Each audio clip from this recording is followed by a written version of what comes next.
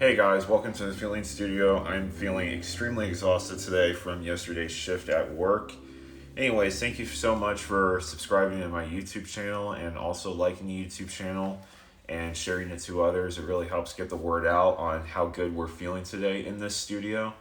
Now, I'm an American citizen and I'm going to basically be talking in regards to the American dream being over, Google Street View by Dutch66. I love his YouTube videos. He's from Holland.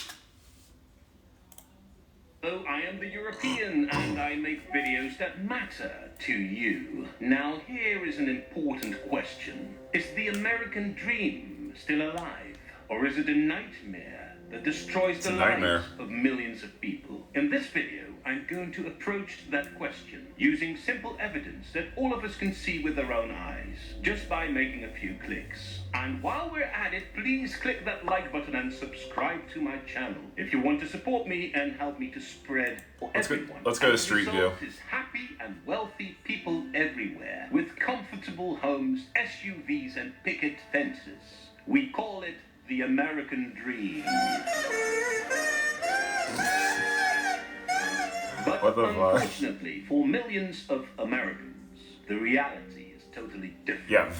About 200 million Starkingly Americans, different. that is about 2/3 of the population, are living paycheck to paycheck.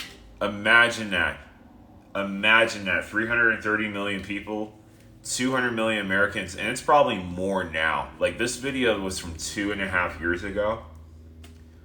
It's most likely today, it's probably 270, 280 million. I'm not kidding. Fucking 90% of people in this country, including myself, live paycheck to paycheck. Literally. Including the subscribers, the people who subscribe to me from work, are living paycheck to paycheck. Literally. Many of them having a day job and a night job. Yeah. Just to make ends meet and pay the rent. For them, the American dream is a distant perspective, which is very hard, if not impossible, to reach. According to the United States Census Bureau, close to 30 million Americans do not have any medical insurance at all. Many of them avoid going to a doctor, even when they are ill. And that's what killed my father. The American healthcare system. Because they can simply not pay for the medical bills. At the other end of the spectrum, there are the top 1% of richest Americans. And I would even say the top 1%. The top 1% make $400,000 a year. People making $400,000 a year can't even fucking afford to live in Santa Monica. Okay, that ought to tell you something. Everything right there. It's the 0.1%. According to the Federal Reserve, they own close to 40% of American wealth. And then there is the bottom 40% of America. Oh, no, of course, but you gotta understand this. And again, this is from 2.5 years ago. We came from the bottom 90% in 1968 used to own, imagine this, 70% of the wealth in the country. Fucking 70% of the wealth. Now, the 0.1%, he's not talking about it. He's talking about the 1%. Again, this is how I debate right-wingers, because it's not the 1% that controls. It's the 0.1%. It's the people that control economies, people that do white-collar crime, lobbyists, corporate lobbying, espionage, you know. The 0.1% literally fucking own 90% of the country's wealth. So the 1% is not the problem. It's the fucking billionaires. It's the 0.1%. That's who's the problem. But imagine that. 1968. Bottom 90% owned literally 90% of the most prosperous time in America, literally. The golden age, they call it. That's 130 million people, and all of them together, they own less than 1% Again, it's more now. Of America's 2 wealth. years.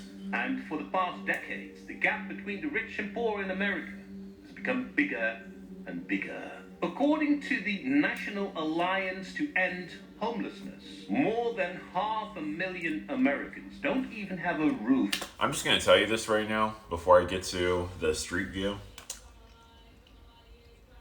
You gotta understand this. These homeless organizations do not give a fuck about you, okay? A lot of these people, they will take people in. I'm sorry, I'm fiddling with my hair. But they will take people in, go to the government and say, hey, we need $10 million. Government, here's $20 million.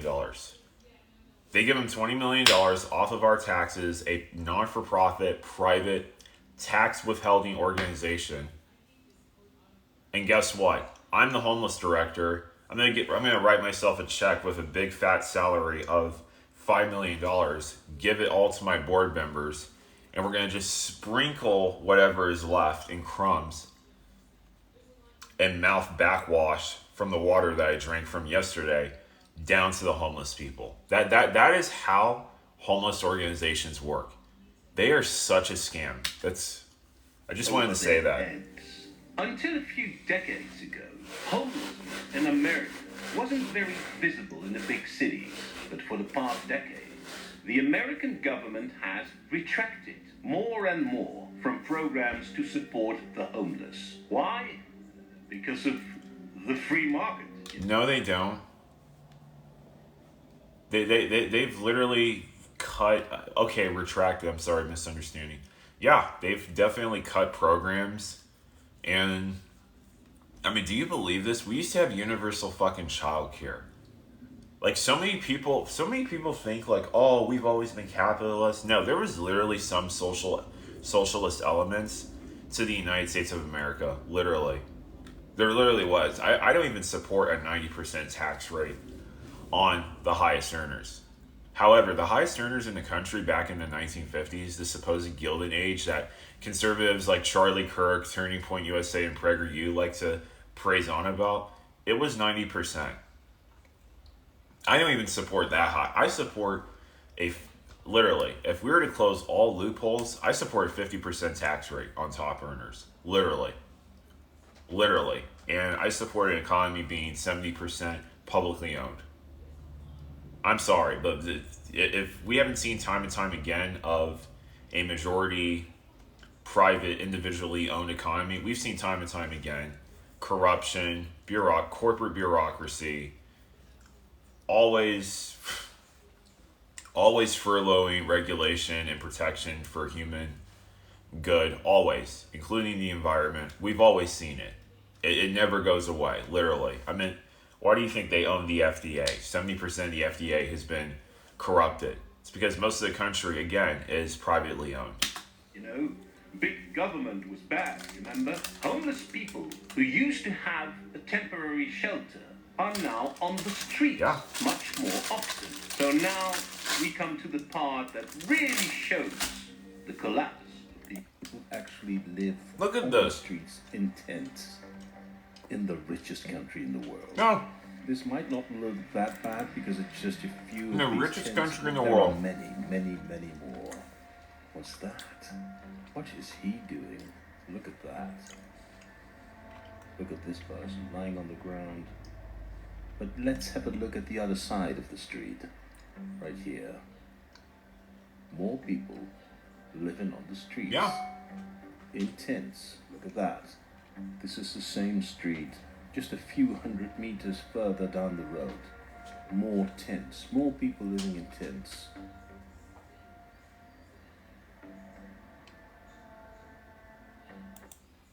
And then on top of that, people also say it's your own mistake. There it is. There's your business. Imagine that. Imagine you're a business. People have nowhere else to go. Nowhere else to go. People won't come into your business anymore because there's all the tents blocking the entrances and stuff. And because dirty needles. It's fucking unbelievable. Like, seriously, like, I keep telling people, like, people think, like, oh, California is such a great state. No, it's not. No, it's fucking not. And you got these idiot fucking liberals, you know, these Democrats. I mean, literally a couple of minutes ago, I was pouncing on the right. Now I'm pouncing on the Democrats. But these people, like, imagine that. You have your own business, you're an immigrant, you're doing well, you did everything correct, and now all of a sudden, that's it. You lose everything, and you're in debt. What happens to the business owner? They go into debt again. And the elites and the ruling powers that be, the reason why that they let things like this happen is because small businesses are competition to big corporations. That's the problem.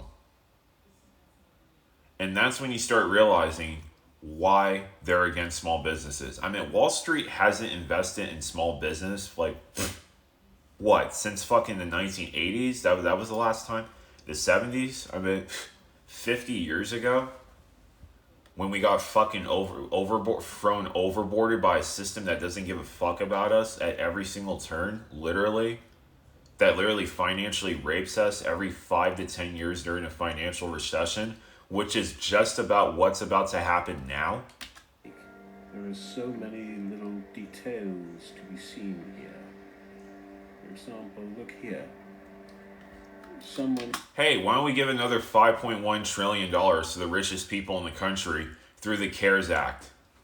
Hey, why don't we give $800 million to the military industrial? Hey, Nancy Pelosi, yeah, we need to write another $3 trillion to Ukraine.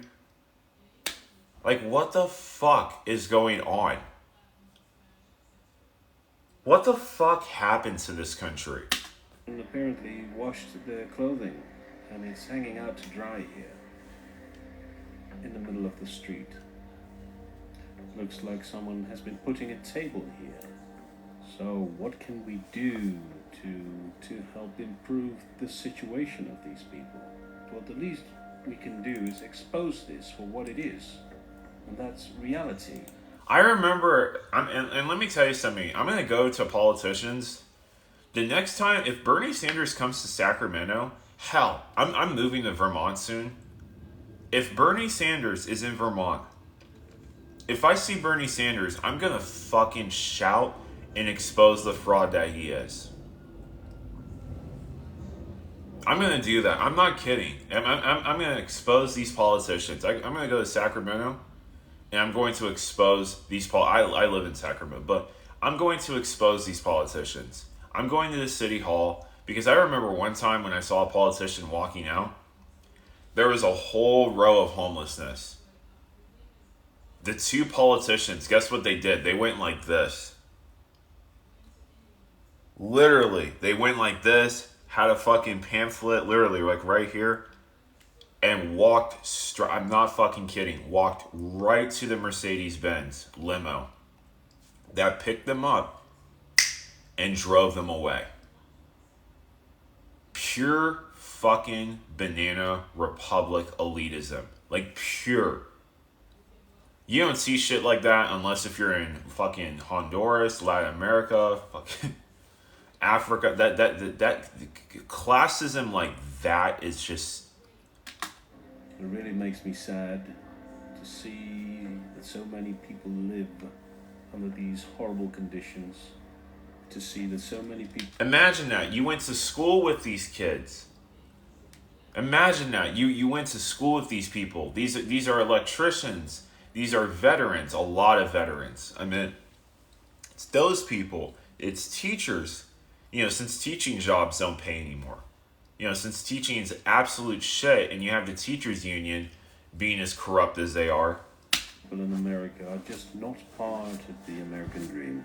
While at the same time, so many people are so rich in America. You know, look... No, so many people are not rich in America, dude. Like, literally, if you have 6 figures in the United States of America, you're middle class now. What is 6 figures? 6 figures is top 10% income earner. That is not most people. That's... Look at this image. The difference between rich and poor could not be bigger. Look at these fancy skyscrapers where all the big shots, the corporate big shots have their offices. And within walking distance, there's also this. These poor people who've got nothing to gain, nothing to lose. Yeah, it really makes me sad. Yeah, these rich people. You got these women, these feminists thinking like, oh, these people care about me and stuff like that. No. No, they don't. You're going to be buying their product. Why do you think they tell women? Why do you think they tell... I'm going to get into passport bros. You know, But why do you think they tell women, oh, you're ugly, oh, you could be more pretty? Because that's the thing that they fucking prey on. They prey on a woman's insecurity, corporations. And women thinking like, oh, they care about us. No, they don't. These corporate overlords will literally cut up and dice up unprofitable parts. Hell, even some parts that are the most productive parts of a company, literally just for power or just for fucking profit. Literally, they will do that to you. You are exposable. You are expendable. That is how they see you. And they're in their gated communities away from you. That is the truth. Oh yeah, in regards to basically Passport Bros, listen, I know I've made videos shaming Passport Bros. Listen, if you're going overseas to actually like get the fuck out of this country, if you're going overseas to actually leave the country, like leave the United States of America, great, fine. I agree with you. I completely agree with you. This country is not what it used to be. And if you're a black or a brown person, then you've never experienced the American dream, because the amount of systemic racial discrimination that has plagued this country since its very founding. And yes, the founding fathers. But Passport Bros don't only just exist for the women. Like, you gotta understand, like, a lot of people, including women, are fucking leaving. How do you think dating is gonna go in a country where most people are living paycheck to paycheck? Most people are literally fucking depressed and are prescribed overly medicated on Adderall, Ritalin, SSRIs, and also, don't forget, legalize marijuana and also drink. How do you think this combination is going to go together? And then people locked down in their homes for 2 years due to a fucking pandemic. I'm sorry, but I'm going to call it what it was. It was a pandemic. This video is not politically motivated propaganda of sorts. It's not meant to bash the United States of America or its people. It's just meant to show the stone-cold reality of a failed system. Because by now, Los Angeles has one of the largest homeless populations of any city in the world. Yeah. Close to 40,000. Dude, it's more than that. You think it's 40,000? It's way, like, fucking way more. Anyways, I'm going to get into basically housing prices now. Look at this. For a fucking ran down, look, and it's right next to an apartment. It's right next to an apartment complex, a fucking shack-looking apartment complex. Barely any land. 1,200 square feet. $625,000. $625,000 for a fucking shanty. Look. Look at this. It's ugly. And then the inside. I'm sorry, the inside's ugly. It is. It's too white. It's too light. Look.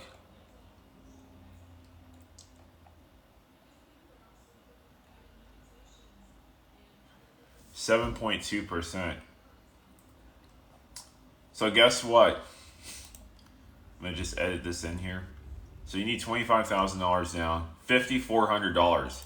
Your rent will be your fucking monthly mortgage for a piece of shit looking property like this. Get a look at this. This property right here, your rent will be $5,400. Again, make it make sense. So this is in Los Angeles. That's unbelievable. And let's say if you wanted to live in Woodland Hills, let's say you wanted to live away from the ghetto and stuff like that. Well, if you want to do that, this property will cost you $1 million. And the estimated monthly mortgage is $9,000 a month. Imagine that. You're worth $5 million because you're a small-time actor who's got a SAG-AFTRA. Because I've worked in Hollywood before. I have. I've been around people. Hell, I've even done plays and stuff. I literally went to school with Cholo Mariduena. Look him up. Cholo Mariduena is in Cobra Kai. Literally. He's Miguel in Cobra Kai. I went to school with him. I was friends with him. I acted in plays with him. Look him up. Not even he can live in Los Angeles. But look. $9,000. And imagine this. You need $40,000 as a down payment. Okay, 3.5%. But imagine that $9,000 a month just to not experience the ghetto. Basically to live in Woodland Hills, which is like what? 35, 45 minutes away? Like, imagine that. And then if you want some luxury, let's get into this right here. If you want some luxury, it's going to cost you 1.8 mil. And it's not even, it's a 2-bed, 2-bath. Laurel Canyon. Yeah, I used to walk through there. Imagine this. $15,000 a month. That's going to be your mortgage. How much did this property used to cost previously? Previously, 2019, 1.1 million. Now, 1.8 million. And look, in 2019, it was listed, price changed, sold. And then guess what? Right at the pandemic, right after that, 1.8 million. So some investment group bought that home. And look at how much it cost back in 1989. Look at how much it cost. $385,000. Unfucking believable. It's so fucking unbelievable. You can't even get a home, like not even a normal home.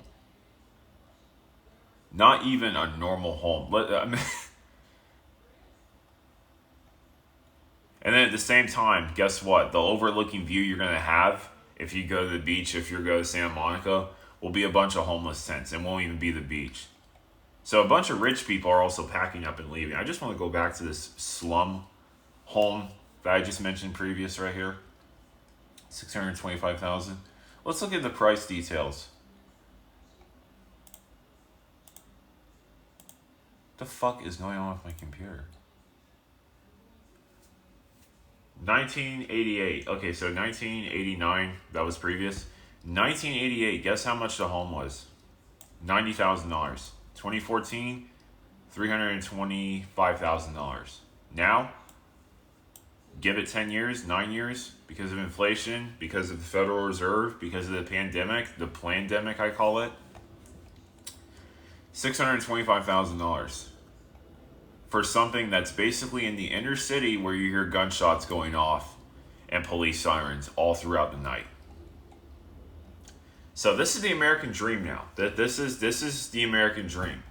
And if you want to look for houses where it's 1.8 million, most people are not even buying houses anymore when it comes to outright ownership. People today are doing now what they call fractional mortgage ownership. That's what they do. That is what they do. Literally. You literally have rich people, because guess what? They're going to travel the world. They're going to see different things. Like literally, if they own 25% of the home, okay, they own 3 months or 4 months out of the mortgage. Literally. Not even millionaires can live in Santa Monica